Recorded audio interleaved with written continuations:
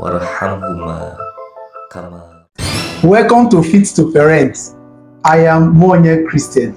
Today, we'll be discussing the part 2 of the booming and the pruning time in a child's upbringing.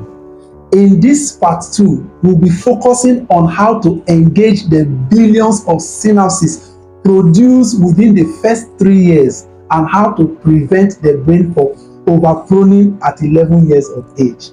In episode 5, we saw that synapses are the most important tool that interconnects the brain and aid its functions and also drives the 3 cycle of human development. As important as these synapses are, anyone that is not engaged before 11 years will be prone. This can be a serious disadvantage because the human development capacity and the brain ability can be reduced to less than 33.2% afterward. This is the situation this episode will help parents to prevent. Let me explain how to engage the billions of synapses produced and how to prevent the brain synapses from pruning using the 3 human developmental quotients. The first is the intelligent quotient, which is the left brain. The second is the individualized quotient, which is the right brain. The third is the cognitive quotient, which is the mind. Note, the brain is the intellectual property of the mind. Before the brain can beat over-pruning challenges at 11 years, these 3 human developmental quotients I mentioned earlier must be actively engaged. The simple reason is that synapses aid them. To begin with, please understand that each quotient controls a particular cycle of human development. For example, the left brain, which is the intelligent quotient, controls intellectual development. The right brain, which is the individualized quotient, controls social development, while the mind, which is the cognitive quotient, controls cognitive development. Unfortunately, these cycles of human development do not happen by default. They need a conscious and a formal parenting procedure to actively engage them. Let's take a look, or rather see the following for a better understanding. 1. The left brain, which is the intellectual or the intelligent quotient, makes a child intelligent. The right brain, which is the individualized quotient, makes a child smart, while the mind, which is the cognitive quotient, makes a child creative. Having understood this, let's explain in details these 3 human developmental quotients and how to engage them to prevent over-pruning at 11 years of age. The first human developmental quotient we will consider is the left brain. This part of the brain is called intelligent quotient. It controls intellectual development and makes a child intelligent. Most importantly, it is the brain that analyzes words and numbers. Unfortunately, one of the things that have affected the intellectual development of the left brain is the invention of internet, ChatGPT, phone, scientific devices like calculator, which has erased the use of things like 4-figure table, multiplication table, and even mental calculation that help in engaging the left brain. Now, the second human developmental quotient is the right brain. The right brain is called the individualized quotient. It controls social development and makes a child smart. It happens to be the first quotient children are supposed to develop because it is connected to social life and activities.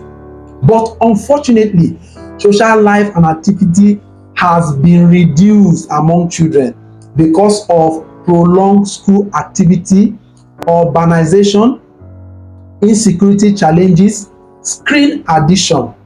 Screen, for instance, whether the phone or the TV, has created this lack of social interaction and activities among children.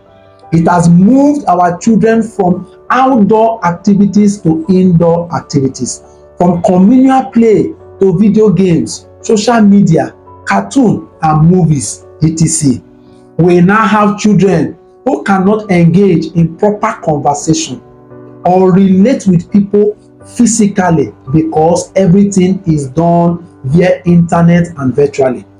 Virtual relationships are now what we see among children, among the digital natives and citizens. No social interaction anymore. This is why this quotient has less impact in engaging synapses. But note, the right brain is the only brain that can be trained to master an art or a skill. For example, driving, sewing, etc. It is the brain that controls sound, pictures, events, and other social activities like sports, drawing, etc. This quotient grows by experience, while the left and the mind grows by engaging them. Now, let us see the third human developmental quotient, which is the mind. The mind is called the cognitive quotient. It controls cognitive abilities, an individual capacity to think, to reason, and solve problems. It promotes imagination and creativity. When engaged, it can sustain more synapses from overpruning than any other brain activity. Now, what are the practical things we can do to actively engage these human developmental quotients and maximize the synapses produced? Let's start with the left brain, which is the intelligent quotient. Here are things to do to engage the intelligent quotient, which is the left brain, actively. 1. Lay a solid phonological and arithmetical foundation for your child. These are the mother and the father of education. This is because the left brain is the brain that analyzes words and numbers, and everything we do as far as education is concerned involves words and numbers. 2. Reading. Reading activates the left brain process. This is an easier way to promote imagination and creativity. It has been discovered that a child's imagination is set in motion when the brain begins to see and create mental pictures of words while they are reading. This is why your child should be a voracious reader before 11 years. People like Dr. Miles Monroe, his blessed memory, achieved this by paying their children to read. But there are 2 dimensions to reading. 1 is the academic work reading. 2 is the personal development type of reading. Before I explain further, note that the brain does 2 major things. 1 is remembering, and the second is imagination. 1 is a retrieval process, the other is a creative process. This is why our school system is underdeveloped. It only focuses on remembering.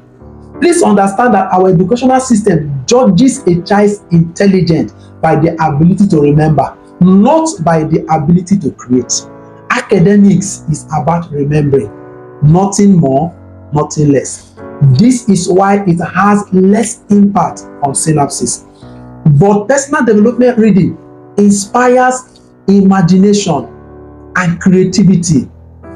It inspires ability to see mental pictures and vision. It inspires the ability to create and produce. This is why it has a very powerful impact on synapses. Let's see the story of Thomas Edison and Beckassin. Each time we are told about Thomas Edison's inventions and how he started, we are startled but there is an untold secret behind his success that we were never told. We were never told that he was one of the greatest readers that ever lived. Many have read that Thomas Edison had 3 months schooling, yet he became one of the greatest inventors. However, they did not know that he did not intentionally drop out of school. He dropped out of school because he suddenly became deaf and could not hear his teachers. Though the deafness made him shy and isolated, at the same time, he wanted to become something useful in life. As a way to meet up with his peers in school, he decided to go into personal reading. There was a library in Detroit, a town where they lived. Thomas Edison paid a substantial fee of $2 just to be reading there. According to Thomas Edison, I started with the first book on the shelf. One by one, I didn't read a few books, but I read the library. I want you to pause a little and think about that. He read all the books in the library. This process made him develop the 2 agents of human transformation and development, the brain and the mind. And his imagination and creativity came alive. Little wonder he could see what others could not see, because he knew what others did not know. And the result of that development are over a 6,000 product or things he invented, if I'm correct. Time will fail me to talk about the transformation of Ben Carson from the dullest to the best graduating students in the school and to the best neurosurgeon in the world. Now, for the right brain, what are the things to do to engage the right brain actively? The right brain is the only brain that can be trained to master an act or a skill, like I have noted. Our role as parents is to ensure that our children learn a skill before they clock 11 years. There are too many skills available they can learn. Let me show you some examples like coding, sewing, acting, photography, video editing, baking, cooking, driving, computer skills, community services. There are many others. Kindly do your own research and find a suitable skill set for your child. Never think your child is too small to learn a skill. No, their brain has twice as many synapses as it will have in an adult. This makes them more intelligent, more smart, more creative than adults, including you. If you, an adult, can learn a skill, they also can learn much more because they have synapses that can aid it. Now, for the mind, here are things to engage the mind actively. There are various ways to engage the cognitive quotient of our children. Many of you know more than I even do. But first, I recommend enrolling your child to learn a foreign language. This will greatly impact the cognitive quotient of your child.